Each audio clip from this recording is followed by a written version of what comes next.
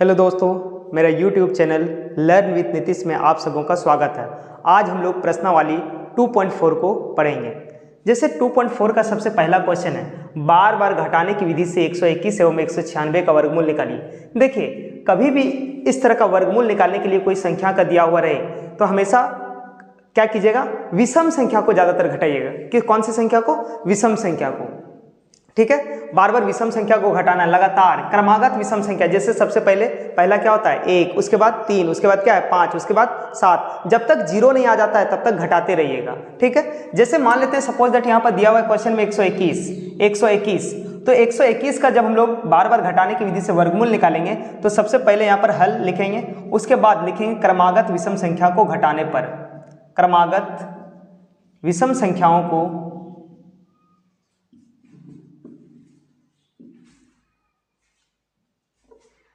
क्रमागत विषम संख्याओं को घटाने पर सबसे पहले देखिए, सबसे पहले क्या है? सबसे पहले 121, तो 121 को घटाइए। पहला विषम संख्या क्या है? 1। 121 में 1 घटा देंगे तो कितना हो जाएगा? 120। अब ध्यान दीजिए, जो घटने पर आया है रिजल्ट, उसमें से यानी कि घटने पर क्या रिजल्ट आया? 120। अब 120 में से घटाएंगे क्या? दूसरा विषम संख्या क्या होता है? दूसरा विषम संख्या 3, यानी कि 120 में से 3 घटाइए, कितना हो जाएगा? 117। अब देखिए, अब 117 हो गया तो 117 को यहाँ लिखेंगे, 117 माइनस तीसरा विषम संख्या क्या हो गया? 5, यानी कि 117 में 5 घटाएंगे, कितना हो गया? 112। फिर 112 जो आया, फिर 112 में से घटाइए, 5 के बाद क्या होता है विषम संख्या? 7। 112 में से 7 घटा दीजिए, 12 में 7 गया 5, यानी 105 हो जाएगा।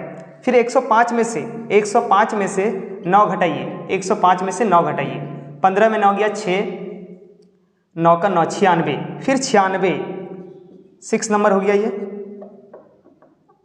96 में से 11 घटाइए, 6 में से 1 गया 5, 9 में से 1 गया 8, 85, फिर 7 नंबर 85 में से 13 घटाइए, 85 में से 13, क्योंकि 11 के बाद कौन सी संख्या विषम संख्या होती है? 13। 5 में से 3 गया 2, 8 में से 1 गया 7, फिर 8वां नंबर 72 में से 13 के बाद विषम संख्या क्या होता है? 15।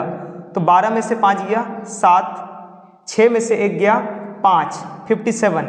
फिर 9 नंबर 57 में से घटाइए 17 को, 7 में 7 गया 0, 5 में 1 गया 4। अब 10वां नंबर, अब क्या हो जाएगा? 40 में से कितना घटाना है? 17 के बाद क्या होता है? 19 घटाइए, 10 में से 9 गया 1, 3 में से 1 गया 2, 21। अब 11वां नंबर, जब तक 0 नहीं आता है तब तक काम करते रहना है। जैसे 21 आ गया 21, अब 19 के बाद क्या होता है विषम संख्या? तो 21 होता है। 21 में 21 चल गया, कितना हो गया? 0। अब हम यहाँ देख रहे हैं क्या? 0 आ गया है। अब 0 आ गया है तो कितना बार में 0 आया है? तो कितना बार में आया है? 11 बार में। 1 2 3 4 5 6 7 8 9 10 11। तो लिखेंगे अतः,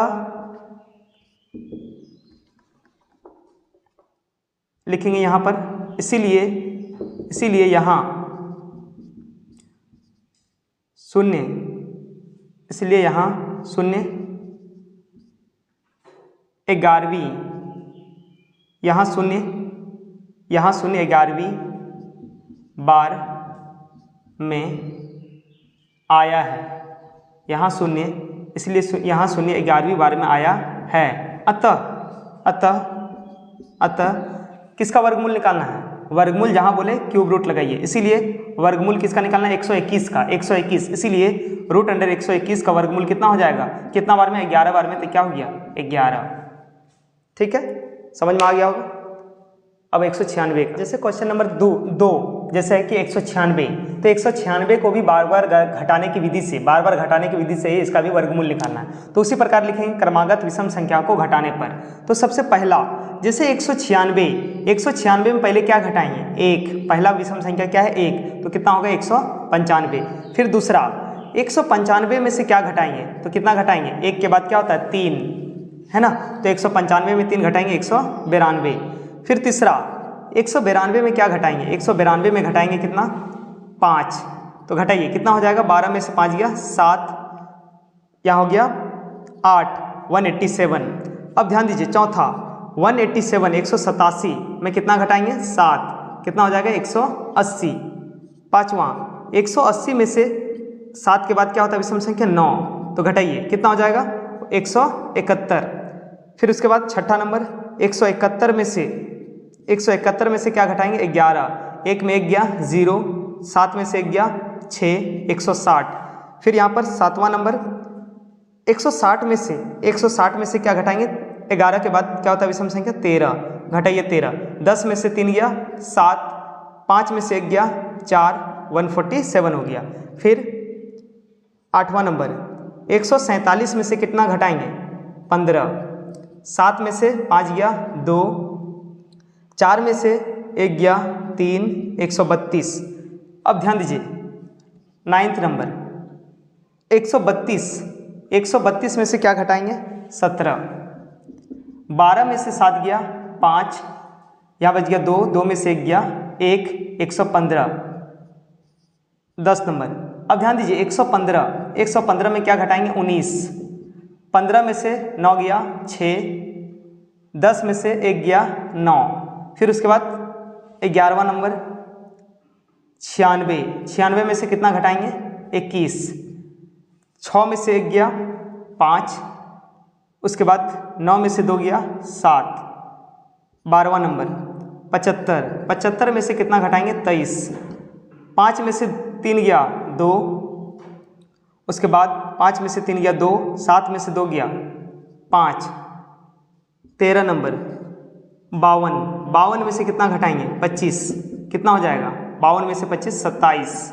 उसके बाद चौथा नंबर 14वां नंबर 27 में से क्या घटाएंगे 25 के बाद क्या होता है विषम संख्या 27 में 27 गए तो कितना हो गया 0, है ना।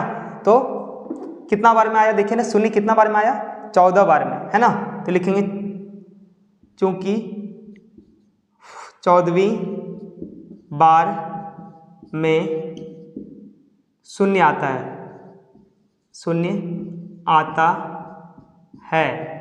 इसीलिए 196 का वर्गमूल, इसीलिए 196 का वर्गमूल जितना बार में आता है, जितना बार में शून्य आएगा, देखिए ना शून्य कितना बार में आया है, कितना बार घटाए हैं 14 बार घटाए हैं, तब क्या आया है शून्य, है ना। तो जितना बार में शून्य आता है उसका वर्गमूल उतना ही हो जाता है, यानी कि 196 का वर्गमूल कितना हो गया 14, क्योंकि 14 बार में शून्य आया है। ठीक है, आप लोगों को समझ में आ गया ये। अब प्रश्न वाले 2.4 का क्वेश्चन नंबर 2 देखिए क्या बोल रहा है, अभाज्य गुणनखंड विधि से निम्नलिखित संख्याओं का वर्गमूल निकालिए। तो सबसे पहले जैसे मान लेते हैं 400 है, तो 400 का अभाज्य गुणनखंड विधि से वर्गमूल 400 का किससे लगेगा, हमेशा कोशिश कीजिएगा जब भी हम लोग वर्गमूल अभाज्य गुणनखंड विधि से निकालते हैं तो छोटा से छोटा संख्या से कटाने का प्रयास कीजिएगा।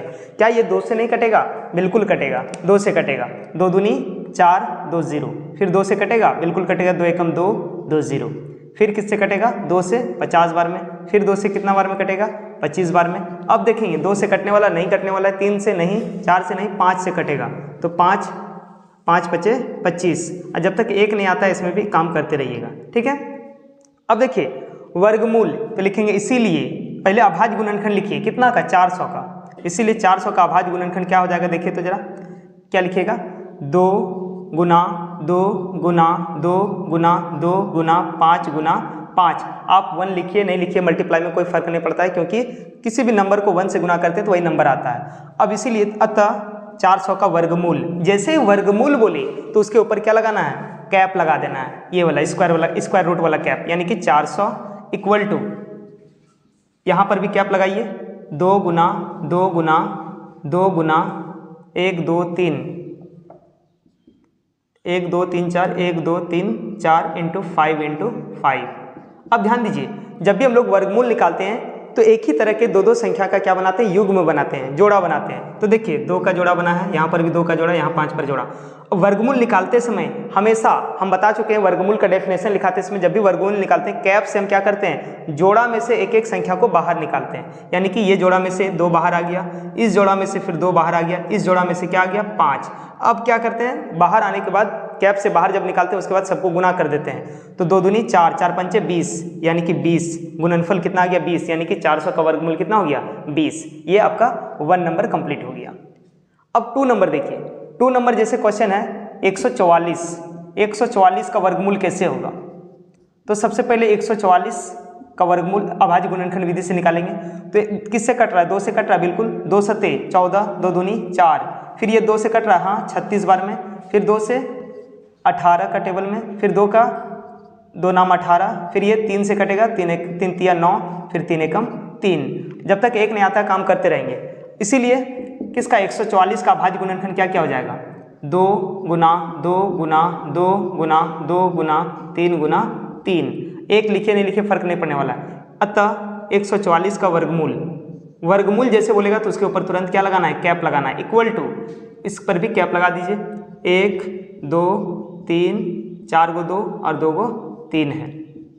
अब ध्यान दीजिए, जोड़ा बनाइए, इसका जोड़ा, इसका जोड़ा, इसका जोड़ा। वर्गमूल में हमेशा दो दो को संख्या, एक ही तरह की संख्या का जोड़ा बनाते हैं।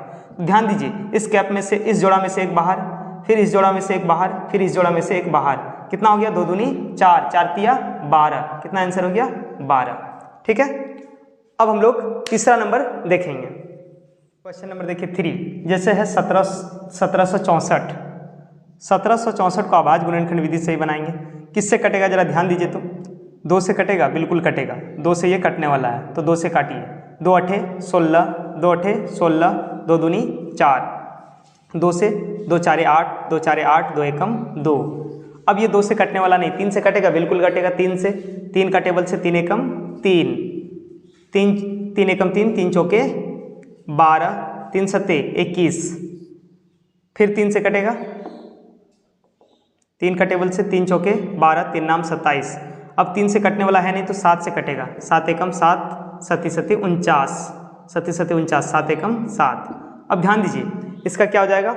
अभाज्य गुणनखंड किसका? 1764 का। इसलिए 1764 का अभाज्य गुणनखंड 2 गुना 2 गुना 3 गुना 3 गुना 7 गुना 7। 1 लिखिए नहीं लिखिए कोई फर्क नहीं। अतः 1764 का वर्गमूल, जैसे ही वर्गमूल बोलेंगे तो कैप लगाना पड़ेगा। इक्वल टू, इस पर भी लगाइए cap. 2 into 2, 3 into 3 into 7 into 7। अब ध्यान दीजिए, जैसे ही हमको कैप से बाहर वर्गमूल निकालनी, कैप से बाहर निकालना होगा, तो एक ही तरह की संख्या का क्या जोड़ा बनाइए। 2, इसका जोड़ा, 2 का 3 का जोड़ा, फिर 7 का जोड़ा। 2 बाहर हो गया, जोड़ा में से एक एक बाहर कीजिए। 3 बाहर, फिर यहाँ पर 7 बाहर। 2 तिया 6, 6 सत्ते 42, यानी कि 42 इसका आंसर हो गया। उसी प्रकार से क्वेश्चन नंबर 3 हो गया। उसी प्रकार से क्वेश्चन नंबर 4 होगा। क्वेश्चन नंबर 4, 8100 का क्या करना है? यानी कि 8100 का वर्गमूल निकालना है, वो भी अभाज्य गुणनखंड विधि से। 8100 क्या 2 से लगेगा? बिल्कुल लगेगा। 2 से लगेगा। 2 4 जा 8, 2 4 8 हो गया।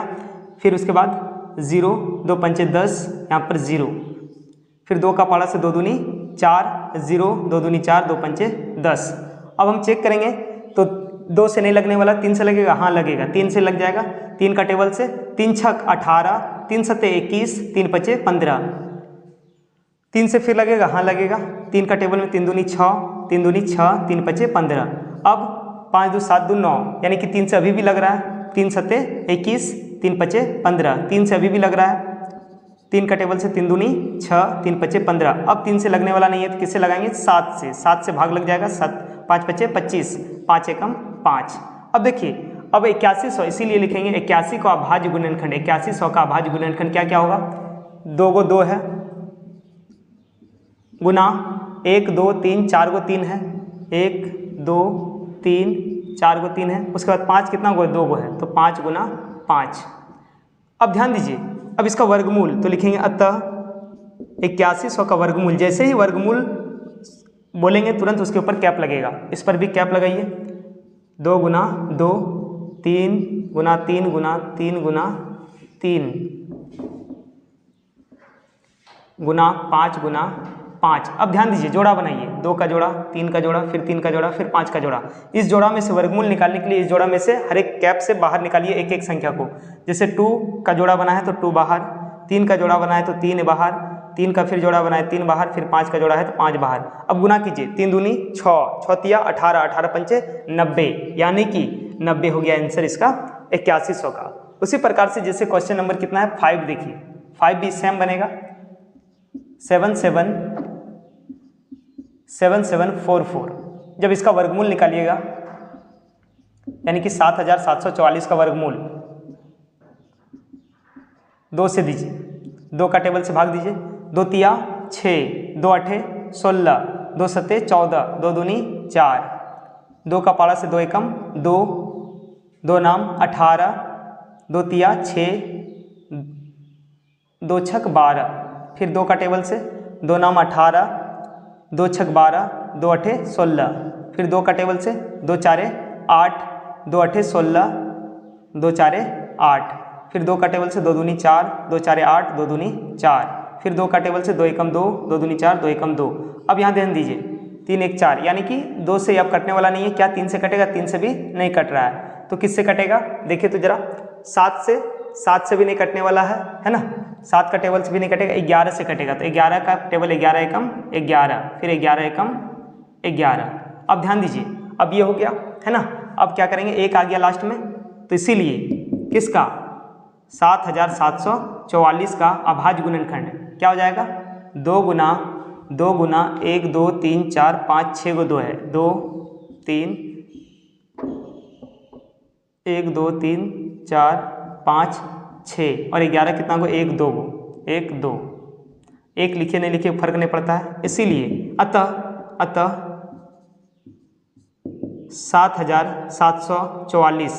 7744 का वर्गमूल क्या हो जाएगा? देखिए तो जरा 1 2 3 4, 1 2 3 4 5 6, 1 2 3 4 5 6, उसके बाद 11 गुना 11। अब यहाँ ध्यान दीजिए, वर्गमूल निकालने के लिए कैप से बाहर कीजिए, है ना, तो सबसे पहले जोड़ा बनाइए। वर्गमूल निकालने के लिए जोड़ा एक ही तरह की संख्या का, 2 का जोड़ा, यहाँ 2 का जोड़ा, फिर 2 का जोड़ा, फिर 11 का जोड़ा, इसमें से बाहर आया 2, इसमें से बाहर आया 2, इसमें से बाहर आया 2 इंटू 11, 2 दूनी 4, 4 दूनी 8, 11 अठे 88, यानी कि आंसर कितना हो गया? 88। किसका वर्गमूल? 7744 का वर्गमूल कितना हो गया? 88। समझ में आ गया होगा। देखिए और क्वेश्चन इसी में, क्वेश्चन नंबर 2 में 6 नंबर है, 7 नंबर, शायद 8 नंबर तक है, तो आप लोग खुद से अब ट्राई कीजिएगा, ठीक है, खुद से बनाकर रखिएगा, दिखाइएगा। अब देखिए प्रश्नावली 2.4 का क्वेश्चन नंबर अब 3 क्या बोल रहा है?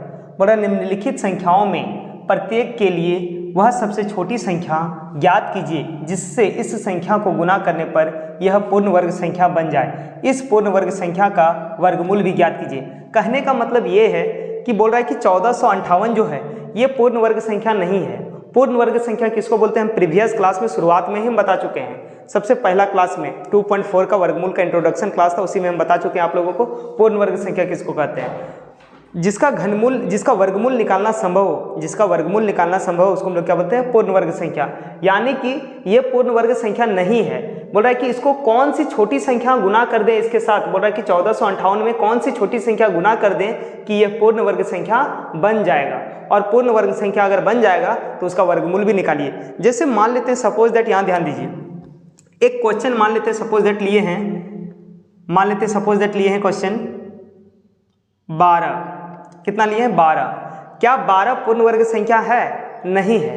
तो 12 को कौन सी छोटी संख्या से गुना करें जो कि ये पूर्ण वर्ग बन जाए। तो मान लेते हैं सपोज दैट 12 को 1 से गुना करते हैं तो क्या आएगा? 12। क्या 12 पूर्ण वर्ग हुआ? नहीं, 12 पूर्ण वर्ग नहीं है, यानी कि छोटी संख्या 1 से गुना नहीं करना होगा। मान लेते हैं 2 से गुना कर देते हैं तो 12 दूनी कितना हो गया? 24। क्या 24 पूर्ण वर्ग है? तो 24 भी पूर्ण वर्ग नहीं है, तो यानी कि 2 से भी नहीं। मान लेते हैं सपोज दैट 3 से गुना करते हैं, 12 तिया कितना हो गया? 36। क्या पूर्ण वर्ग है? हाँ, 36 का वर्गमूल निकालना संभव है, 6, यानी कि पूर्ण वर्ग है। यानी कि अगर वह संख्या मान लेते हैं 12 को वह छोटी संख्या 3 से गुना करेंगे तो क्या हो जाएगा? पूर्ण वर्ग संख्या गुणनफल जो होगा पूर्ण वर्ग संख्या प्राप्त होगा।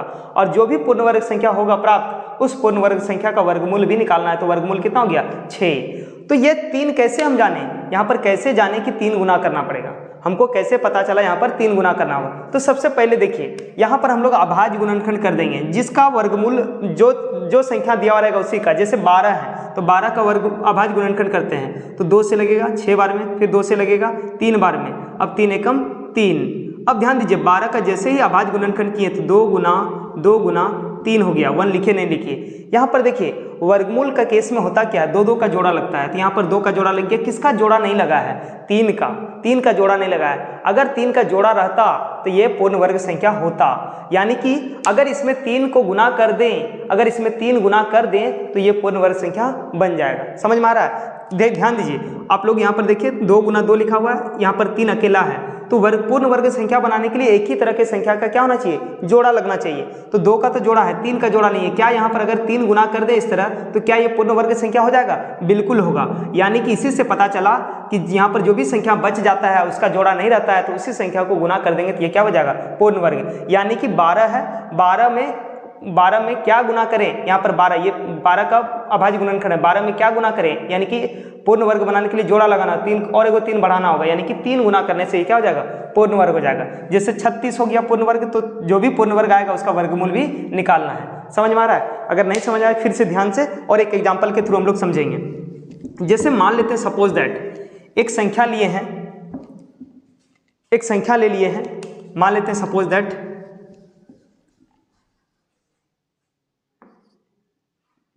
24 लिए हैं। कितना लिए हैं? 24। अब बताइए क्या 24 पूर्ण वर्ग संख्या है? तो बिल्कुल नहीं है, 24 पूर्ण वर्ग नहीं है। तो 24 को किससे गुना करें? तो 24 को किससे गुना करेंगे ये जानने के लिए 24 का वर्ग अभाज्य गुणनखंड कीजिए। 2 से 12 बार में, फिर 2 से 6 बार में, फिर 2 से 3 बार में, फिर 3 का पाड़ा से 3 एकम 3। यहाँ पर ध्यान दीजिए इसका अभाज्य गुणनखंड करेंगे तो क्या होगा? 24 का 2 गुना 2 गुना 2 गुना 3। हम यहाँ देखेंगे इसका तो जोड़ा बन गया है, 2 का जोड़ा नहीं बना है और 3 का जोड़ा नहीं बना है। तो 2 का जोड़ा बनाने के लिए और किससे गुना करना होगा? यानी कि और एगो 2 से गुना करना होगा। 2 से गुना करेंगे, साथ ही साथ बोला कि 3 का भी जोड़ा नहीं है, तो 3 का जोड़ा नहीं है तो और एगो 3 से अगर गुना करेंगे तो 3 का जोड़ा होगा? तो बिल्कुल होगा। यानी कि 2 और 3, 2 का जोड़ा, जिसका जोड़ा नहीं है वही संख्या से क्या कर देंगे? गुना कर देंगे। तो 2 का जोड़ा नहीं है और 3 का जोड़ा नहीं है, यानी कि 3 दूनी 6 से अगर 24 को गुना किया जाए, 3 दूनी 6 से 24 को गुना करेंगे तो ये पूर्ण वर्ग संख्या हो जाएगा। 24 दूनी 24 तिया 72, 72 दूनी 2 दूनी 4, 2 से 14, 24 तिया 72, 72 दूनी 2 दूनी 4 और 7 दूनी 14, 144, यानी कि 144 हो जाएगा। अगर 24 को जिसका युग्म नहीं मिलता है उसी संख्या से गुना कर देंगे तो वह पूर्ण वर्ग संख्या हो जाएगा। तो देखिए 2 का यहाँ युग्म नहीं है और 3 का युग्म नहीं है, यानी कि 2 और 3 दूनी कितना होगी? 6, यानी कि 24 को 6 से गुना करेंगे तो वह पूर्ण वर्ग संख्या बन जाएगा। समझ में आया? यहाँ पर देखिए, अब यहाँ पर क्वेश्चन जो दिया हुआ है, सबसे पहले ये क्वेश्चन को देखिए, जिसका युग्म नहीं मिलेगा अभाज्य गुणनखंड में उसी संख्या से अगर गुना कर देंगे तो वह पूर्ण वर्ग संख्या बन जाएगा। जैसे 1458 ये पूर्ण वर्ग संख्या नहीं है, इसको किससे गुना करें? तो देखिए इसका जब अभाज्य गुणनखंड कीजिएगा तो अभाज्य गुणनखंड करने पर जिसका युग्म नहीं मिलेगा उसी से अगर इसको गुना कर दें तो ये क्या बन जाएगा? पूर्ण वर्ग संख्या। तो 1458 का अभाज्य गुणनखंड कीजिए, 2 से करेंगे 7 बार में, 2 दूनी 4 और 2 नाम 18। और किससे करना होगा? 3 से करते हैं, 3 का पाड़ा से 3 दूनी 6, 3 दूनी 6, 3 चौके 12, 3 तिया 9, फिर 3 से करते हैं, 3 अठे 24, 3 एकम 3, फिर 3 से करते हैं 3 का पाड़ा में 27 बार में, फिर 3 से करते हैं 9 बार में, फिर 3 से 3 तिया 9, फिर 3 एकम 3। अब यहाँ पर देखिए 1458 जो है इसका अभाज्य गुणनखंड क्या हुआ? 1 2 गुना क्या गो 3 है? 1 2 3 4 5 6 गो, 2 6 गो 3 है, 1 2 3 4 5 6। देखिए किसका किसका युग्म मिला? 3 का युग्म है, यहाँ पर भी 3 का युग्म में जोड़ा, यहाँ पर भी 3 का जोड़ा है। किसका जोड़ा नहीं है? 2 का। यानी कि इससे साफ पता चल गया कि 1458 को यदि 2 से गुना कर दें तो ये पूर्ण वर्ग संख्या बन जाएगा। समझ में आ रहा है? यहाँ पर सबसे पहले अब लिखेंगे कैसे इसको, देखिए इसको बनाना कैसे। हल 1458 का सबसे पहले अभाज्य गुणनखंड लिखिए। 1400 ये सब रफ में कीजिएगा, है ना? रफ में करने के बाद ये अभाज्य गुणनखंड रफ में करने के बाद यहाँ पर लिखना है 1458 का अभाज्य गुणनखंड क्या होगा? 2 गुना 3 गुना 3 गुना 3, 1 2 3 4 5 6। यहाँ देखेंगे 3 का युग्म है, 2 का युग्म है, सॉरी 3 का युग्म है, फिर 3 का युग्म है, यहाँ पर 3 का युग्म है। किसका युग्म नहीं है? 2 का। तो लिखेंगे यहाँ 1458 के अभाज्य गुणनखंड में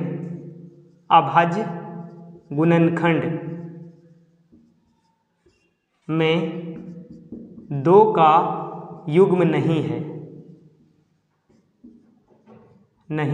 है, इसलिए वह छोटी संख्या 2 है।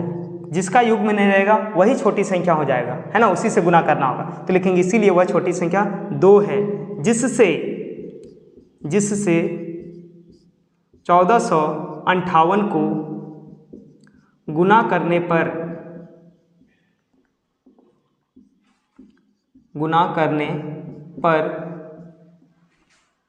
पूर्ण वर्ग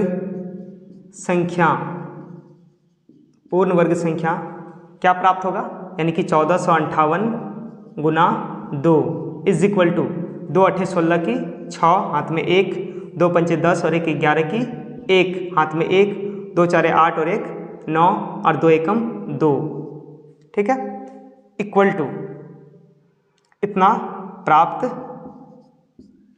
वह छोटी संख्या 2 है जिससे 1458 को गुना करने पर पूर्ण वर्ग संख्या 1458 गुना 2 इज इक्वल टू 2916 प्राप्त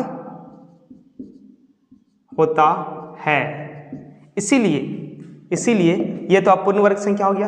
अब पूर्ण वर्ग संख्या हो गया तो इसका वर्गमूल क्या आ जाएगा, इसीलिए √2916 का वर्गमूल।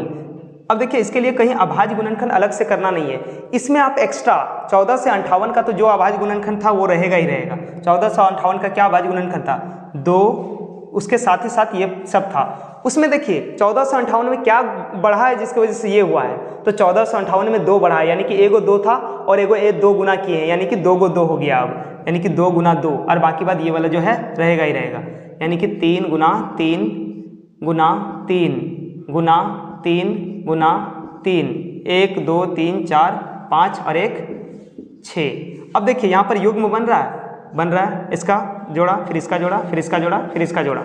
अब ध्यान दीजिए 2 बाहर, इसमें से 3 बाहर, इसमें से 3 बाहर, इसमें से 3 बाहर, गुना कीजिए 3 दूनी 6, 6 तिया 18, 18 तिया 18 दूनी 36, 18 तिया 54, यानी कि 54 हो गया 2916 का वर्गमूल। अब क्या करेंगे, अब देखिए छोटी संख्या क्या हो गया, छोटी संख्या तो लिखेंगे लास्ट में अतः वह सबसे छोटी संख्या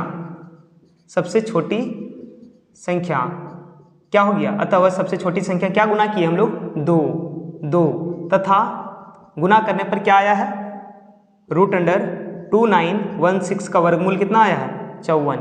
ये आपका ये पहला नंबर का इस तरह से आंसर हो गया।